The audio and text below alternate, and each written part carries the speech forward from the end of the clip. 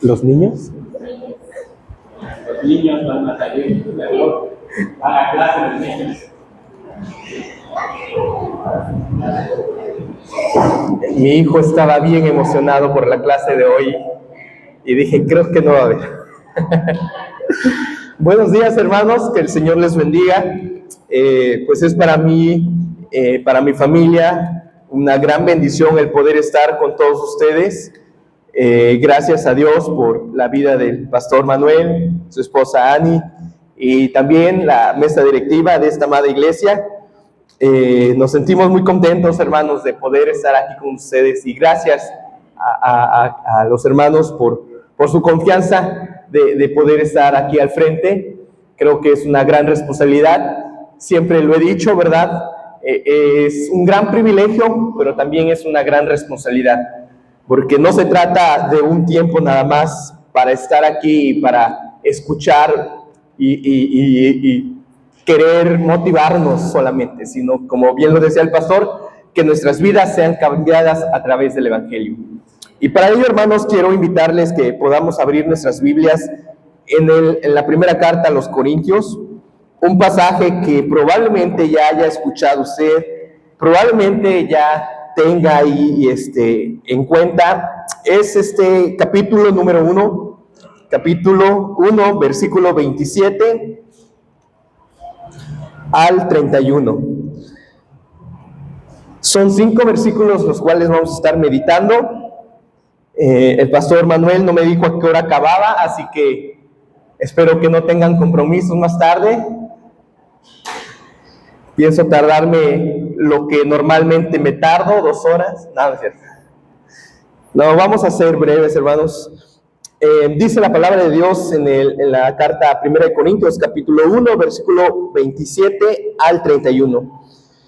Sino que lo necio del mundo escogió Dios para avergonzar a los sabios, y lo débil del mundo escogió Dios para avergonzar a lo fuerte. Y lo vil del mundo y lo menospreciado escogió Dios, y lo que no es, para deshacer lo que es, a fin de que nadie se jacte en su presencia. Mas por él estáis vosotros en Cristo Jesús, el cual nos ha sido hecho por Dios sabiduría, justificación, santificación y redención, para que, como está escrito, el que se gloría, gloríese en el Señor. Amén. Hace un rato, hermanos, estábamos cantando esta alabanza que me gusta mucho, ¿verdad? No sé si Ani les dijo, ¿verdad? Pero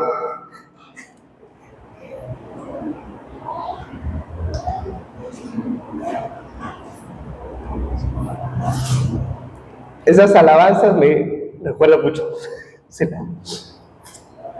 Me recuerda mucho el lugar donde crecí, donde mi papá pastoreaba. Era, como decía el pastor, estábamos ahí en Oaxaca y cantábamos esta alabanza. Dios nos trajo hasta aquí para volver atrás. La de Torre Fuerte es el nombre del Señor. Una anécdota que tiene mi mamá es que decía que cuando yo tenía la edad de mi hijo y cantaba esta parte, Abel correrá de susto. Y yo cantaba así. Decía que en vez de correrá el justo, correrá de susto, decía yo. Y me trae muchos recuerdos de mi infancia. Pero cantábamos este coro que decía: Dios no nos trajo hasta aquí para volver atrás, nos trajo aquí a poseer la tierra que Él nos dio. Si ustedes recordarán, hermanos, el pueblo de Israel iba para heredar la tierra. Tenía que luchar, tenía que pelear, ¿verdad? Y ahora nosotros no estamos luchando, por así decirlo, para heredar una tierra o esforzándonos para obtener algo, sino que por la gracia de Dios ya lo tenemos. Solamente que estamos con la esperanza futura de estar un día con nuestro Salvador. Pero mientras que vamos en este proceso, nosotros, como hijos de Dios, no sabemos quiénes van a ser salvos. ¿O alguien ya lo sabe? No, ¿verdad? Nadie. Hay algo que Dios en el Espíritu nos unió, ¿verdad? Yo no le dije a mi suegro de qué iba a predicar y él habló que tenemos que evangelizar. Y precisamente en este transitar, nosotros, cada uno de ustedes, se debe de preparar para evangelizar, para predicar, para anunciar las buenas nuevas. Y el día de hoy quiero hablar un tema en el cual usted ya lo sabe, ya lo ha escuchado, pero a veces es bueno recordarlo y meditarlo. Dios elige lo que el mundo rechaza. Dios elige lo que el mundo rechaza. Este pasaje de 1 Corintios, versículo 27 al 31, nos habla de una serie de cosas que para el mundo puede ser una paradoja. Una paradoja, hermanos, es algo que va contrario a lo que la gente pueda pensar. Por ejemplo, yo he escuchado a gente que dice, si tú tienes calor, ¿qué tienes que hacer? ¿Qué? ¿Un baño? ¿Ok? ¿Qué más? Un helado, ¿verdad? Una coca bien fría, ¿verdad? Pero dicen que eso no te va a quitar el calor, que te va a dar más calor. Entonces lo que debes de hacer es tomar un café bien caliente. Y cuando yo escuché dije, ¿qué? Otra paradoja, ¿verdad? Que lo contrario, si tienes frío, que te bañes con agua fría o que tomes algo frío. Yo dije, no lo voy a hacer porque me vas a matar, me vas a enfermar. Es ilógico eso, pero esa es una paradoja, es algo ilógico. Dicen, ¿verdad? Allá en el mundo secular, ¿verdad? Bueno, iba a decir un ejemplo, pero mejor lo omito. Otro ejemplo que podemos encontrar en la Biblia de lo que es una paradoja, lo podemos encontrar ahí en el libro de Mateo, en el Evangelio de Mateo, en el capítulo 5, en el Sermón del Monte, en donde los judíos tenían ciertas reglas que tenían que hacer según fuera el caso de algún problema. Pero cuando Jesús se para enfrente del pueblo, les dice, ¿oíste que fue dicho, ojo por ojo? ¿Pero qué hacemos? Dice el Señor, pero yo os digo, no resistáis al que es malo. Antes, a cualquiera que te hiera en la mejilla derecha, vuélvele también la otra, ¿verdad? Y no es que ya me pegaste aquí, ahora pégame aquí. No va por ahí. Pero también dice, oíste que fue dicho, amarás a tu prójimo y aborrecerás a tu enemigo. Pero yo os digo, amad a vuestros enemigos, bendecid a los que os maldicen. Y ahí es cuando uno se queda a pensar, oye, espérate, el que me está haciendo algo a mí, yo tengo que hacer algo por él. Otra paradoja, hermanos. El que quiera ser grande, ¿qué tiene que hacer? Tiene que servir. Cuando soy débil, ¿soy qué? Soy fuerte. Los últimos serán los primeros. No por eso llegué tarde, hermano.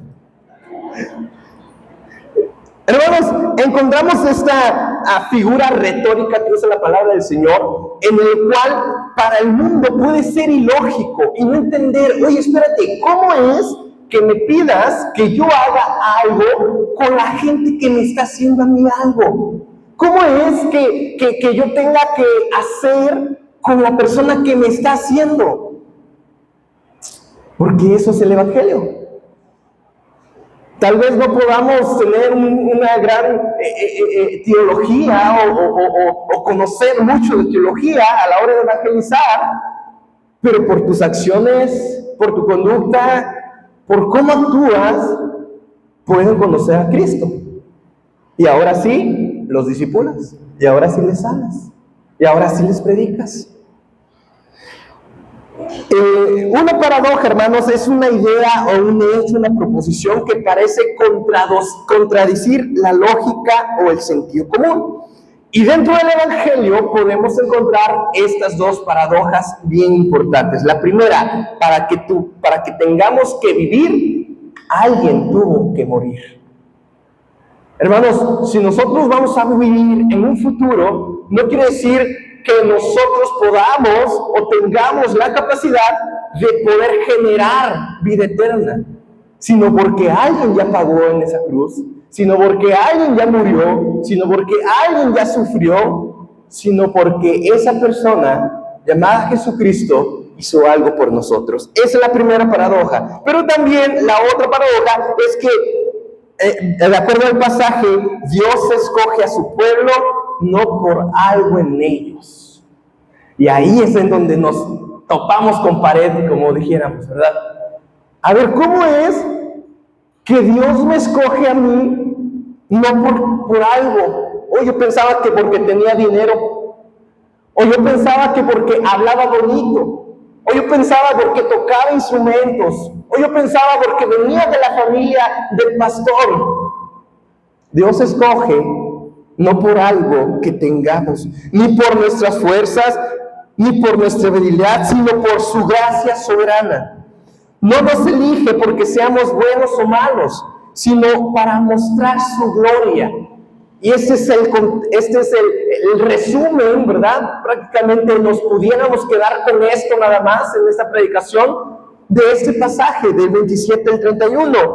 No nos elige porque seamos buenos o malos, sino para mostrar su gloria. En este pasaje de 1 Corintios nos revela un principio asombroso.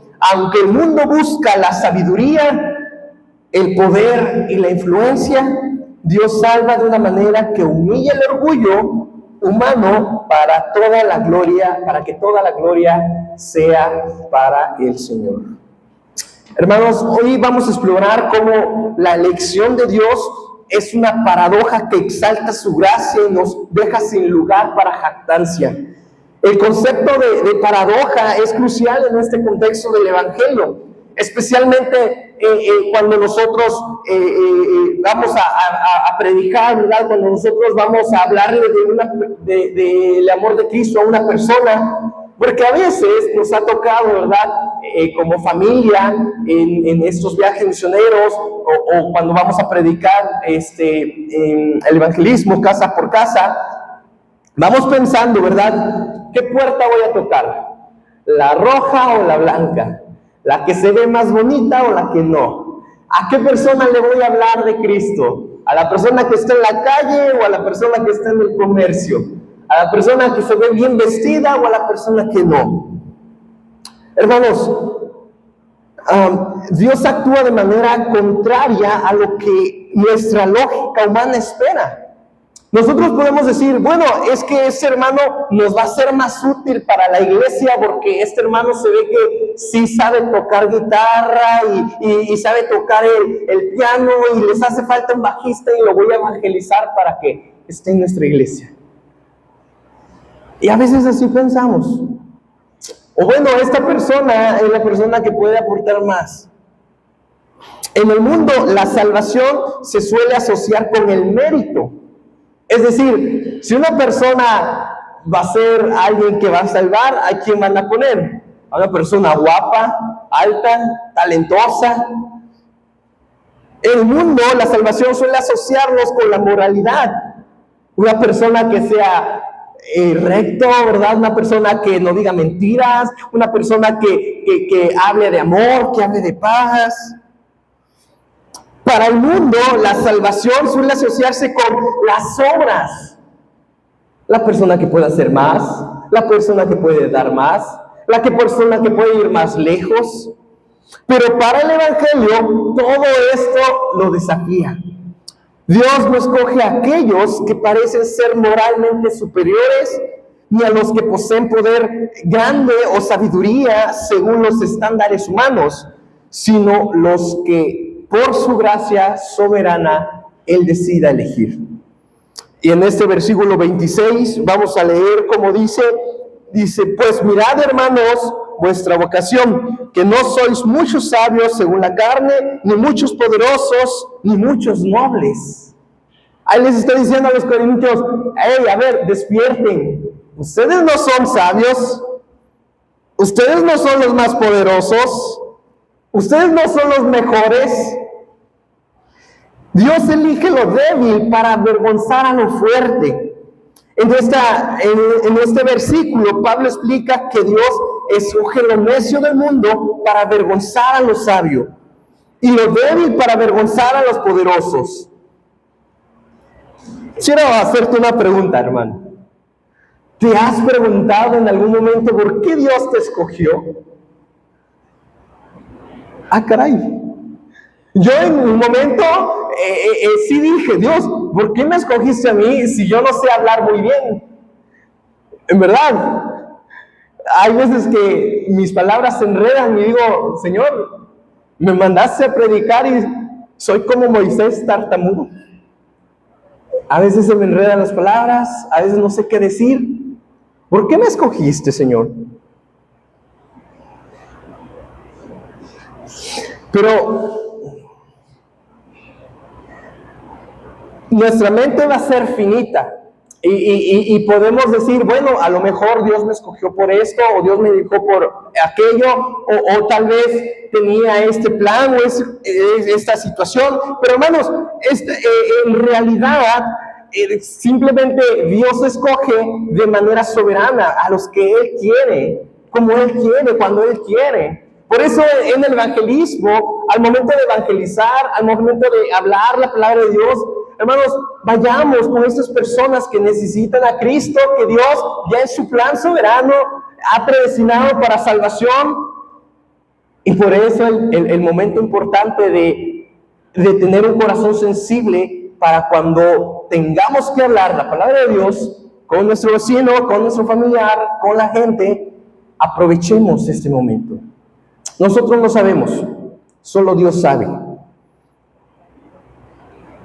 Y si Dios, la verdad, no ha escogido de manera soberana, no es porque seamos mejores, sino porque es un acto soberano, como lo acabo de mencionar, para mostrar que nuestra salvación no va a depender de nosotros. La salvación no es porque yo pueda hacer, o yo pueda dar, o yo pueda caminar, sino prácticamente Dios nos escoge por su puro acto soberano. Por eso la pregunta no es ¿por qué Dios escoge a algunos?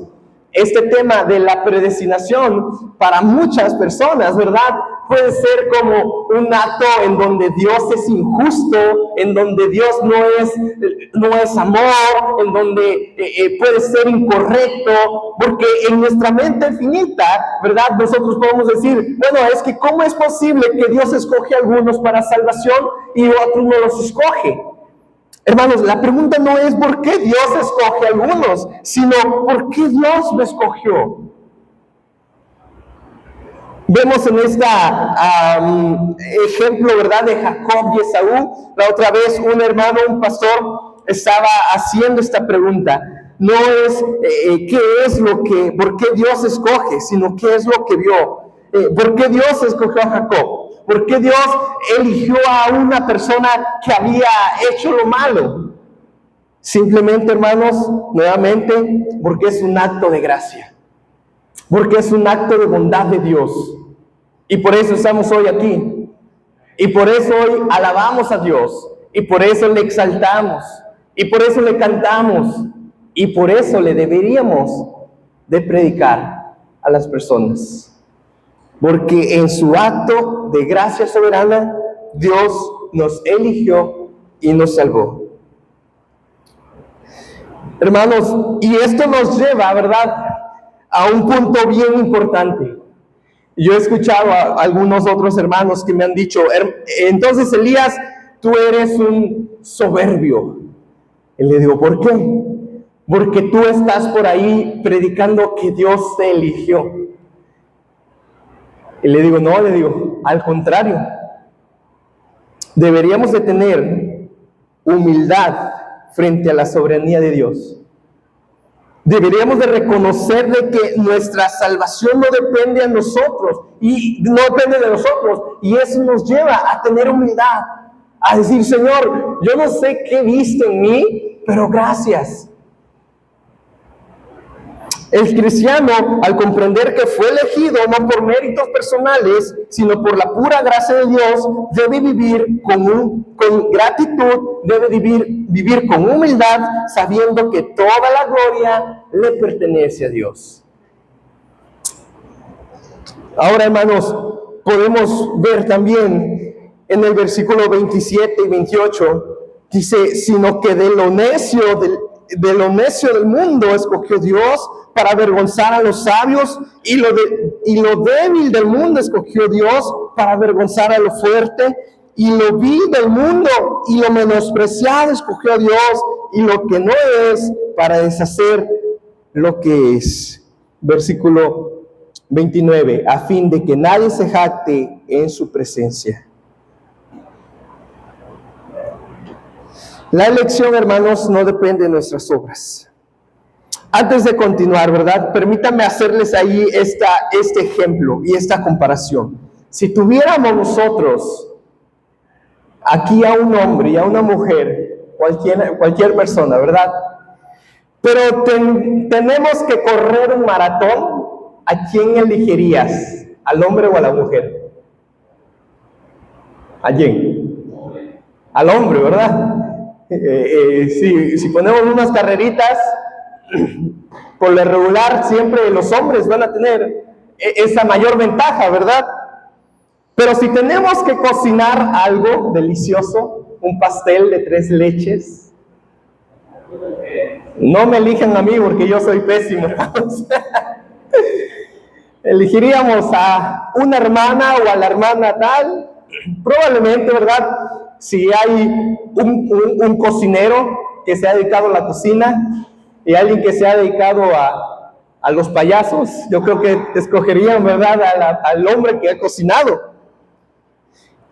Ahora, si necesitas, ¿cómo se llama?, decorar una casa, escogerían normalmente a las mujeres. Tienen ese toque femenino que dicen, ay, ese está bonito, ese está lindo, aquí es más alto, aquí es más bajo. Cuando ponemos estos adornos de Navidad, ¿verdad? A mí me desespera con mi esposa. Pon esto, sí, mi amor, lo pongo. No, más abajo, ya está bien. No, más abajo. No me gustó, regrésalo. Bueno, simplemente las mujeres ven de otra perspectiva, y por eso es que las mujeres a veces son elegidas, o a veces los hombres son elegidos. Tal vez estos absurdos, hermanos, sean muy absurdos. Estos ejemplos son muy absurdos. Pero como te darás cuenta, el ser humano elige de acuerdo a las capacidades, de acuerdo a las habilidades, de acuerdo a su conocimiento, de acuerdo a sus aptitudes, incluso en el trabajo, en la escuela, en la hora de casarse. Lo buscamos, ¿verdad? Elegimos de acuerdo a todas estas cualidades. Pero como ya lo he mencionado antes, ¿verdad? Nuevamente, la elección de Dios es incondicional. No es que, bueno, a esta persona sí y a esta persona no. Simplemente es un acto soberano. La elección de Dios es incondicional, lo que significa que no se basa en ninguna cualidad o acción nuestra. Dios no nos elige porque seamos buenos o seamos mejores, ¿verdad? No, sino por un acto de voluntad, un acto de gracia, un propósito. Y esa es la paradoja del Evangelio. En el mundo que valora el mérito, Dios escoge sin basarse en estos méritos humanos. Por eso a veces yo me pongo a pensar y digo, Señor, gracias, de verdad, gracias, porque solamente Dios conoce nuestros corazones. Solamente Dios ve el fondo de tu vida y sabe lo que hiciste en esta mañana, sabe lo que pensaste en esta mañana, sabe lo que vas a hacer al siguiente día, sabe lo que estás pensando ahorita. Y aún así dice, te amo, ven. Te amo, quiero que estés conmigo. Hermano, ¿no es asombroso esto? Que a pesar de mi condición humana, a pesar de cómo soy, Dios me ama, me rescata, me salva, me santifica, me redime y me lleva a su gloria. Estábamos en estos días visitando el ojo de agua de Tlacotepec, una cosa hermosa, el agua cristalina, cristalina. Y luego llegamos al siguiente día aquí a la bomba, y en la noche estábamos viendo dónde vamos a ir el día sábado. Dije, vamos otra vez allá, al ojo. Porque así es el humano, hermanos. Escoge lo mejor. Escoge lo que le es grato. Pero para Dios no. No importa si eres bueno, si eres malo, Dios te ama. No importa si has pecado. Para el mundo, un pecado grande, ¿verdad? O no hayas hecho algo como matar, como robar, no importa, Dios te ama. Si eres fiel a Él o no eres fiel a Él, no importa, Dios te ama.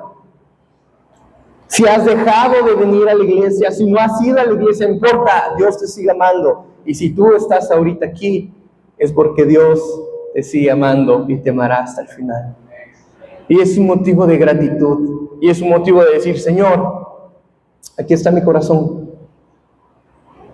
Tal vez en todo este tiempo he pasado pensando que me escogiste, me salvaste porque soy bueno, porque tengo, porque puedo, pero hoy me doy cuenta que no soy nada. Aquí está, Señor, mi corazón. La gracia soberana como base para la evangelización. Al evangelizar debemos recordar eso, que la elección de Dios no se basa en ese mérito humano. No estamos llamados a juzgar quién es digno de escuchar el evangelio según los estándares del mundo, sino a compartirlo con aquella persona que Dios ponga en nuestro corazón. Dios no puede escoger, Dios puede escoger incluso a aquellos que parecen estar más alejados de Dios. Dios puede escoger incluso a aquellos que han lastimado a más personas. Dios puede escoger incluso a aquellos que han aborrecido, ¿verdad?, a la familia, a la iglesia. Dios.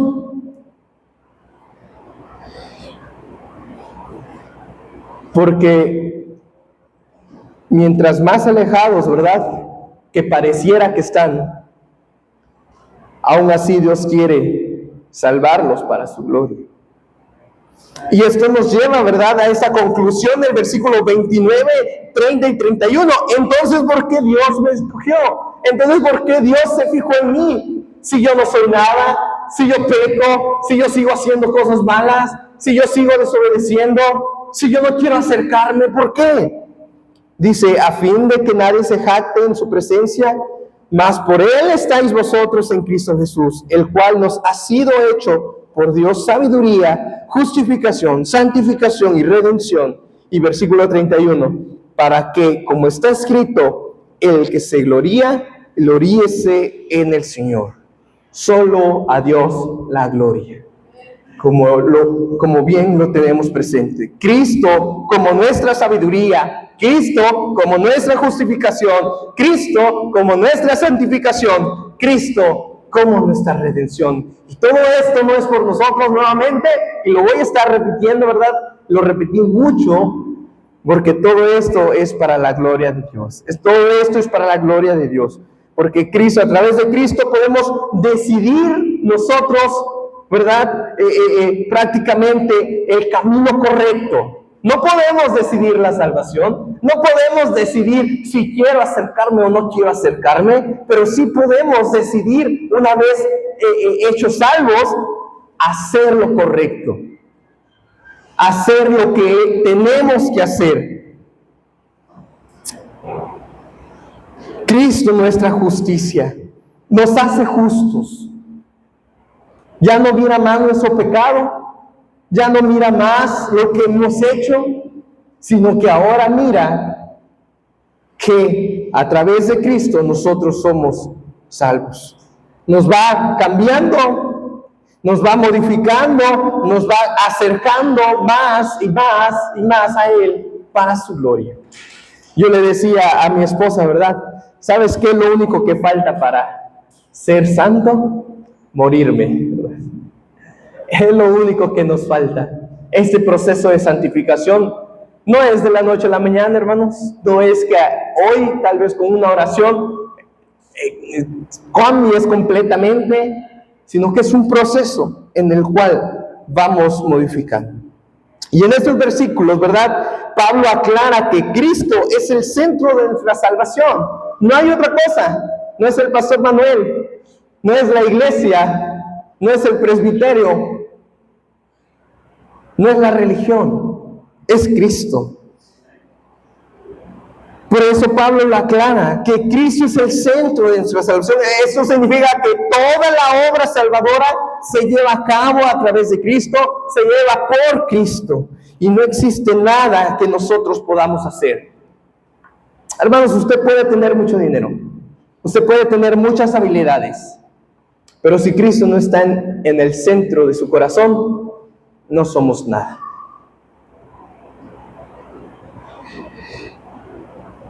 Tal vez sí tengo que dar, pero ya no va a ser entonces por Cristo.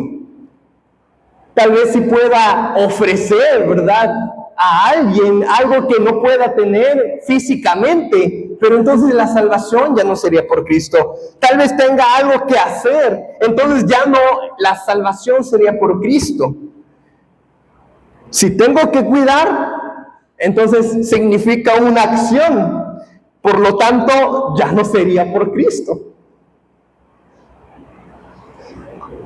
En ese sentido, hermanos, nosotros debemos de responder con responsabilidad, ¿verdad?, y con obediencia a lo que Dios ha hecho en tu vida.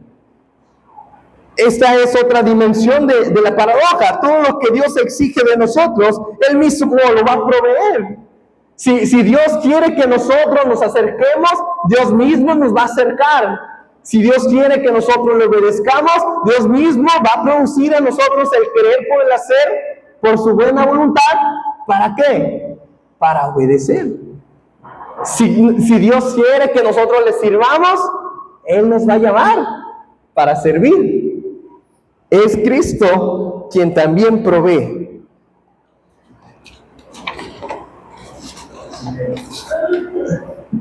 Por eso, hermanos, esta paradoja del Evangelio es una enseñanza, una de las enseñanzas más profundas y desconcertantes a veces en la fe cristiana, porque en un mundo que valora el mérito, la autosuficiencia y el éxito, Dios elige lo que el mundo rechaza.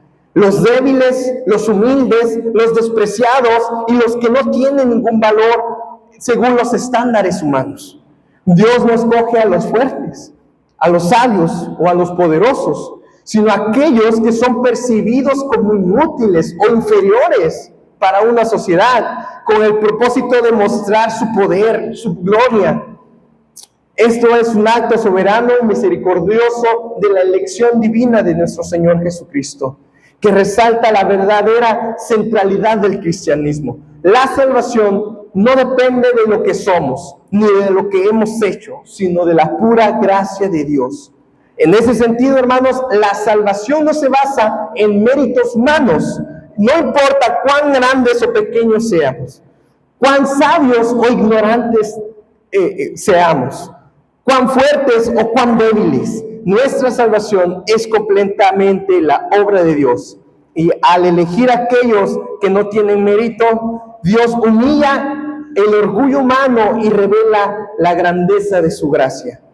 Es un acto que pone de cabeza las expectativas humanas en lugar de recompensar a los más dignos.